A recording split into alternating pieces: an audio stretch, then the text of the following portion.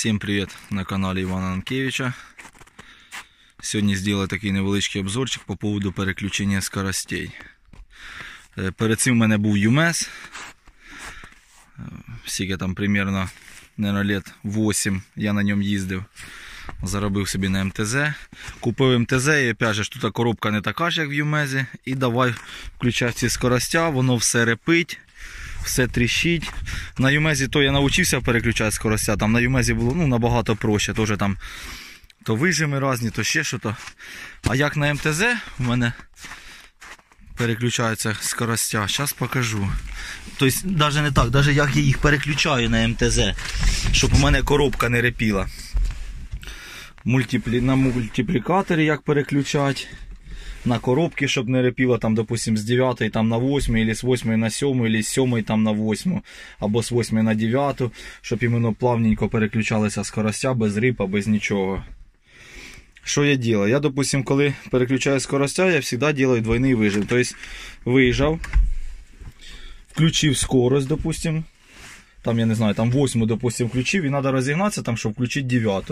Допустим, я клас, там, включив 8, розігнався, виключив скорость, вижав сцеплення, ще раз вижав і включив 9. Тоді вона включається м'яко.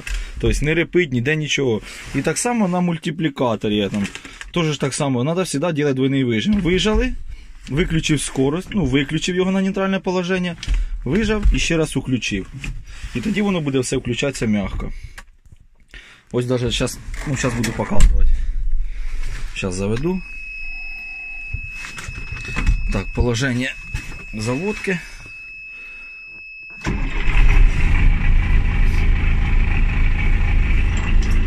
Так, допустим, ось включаємо ми сьому передачу. Вижимаю сцепление. Включив сьому. І все, і поїхав. Тепер коли їду, ось на коробку розганяю, виключаю, вижав. І все, скорость включилась без єдиного рипа, без ніде нічого. А то що я тільки сів на МТЗ, почав перші дні їздити, скорость не можу включити, воно все репить, коротше, я не пойму, що воно репить. А тоді мені там теж люди підсказали, коротше, сам трошки поняв, як переключати. І зараз у мене скоростя чітко переключаються. Так само зараз на 9.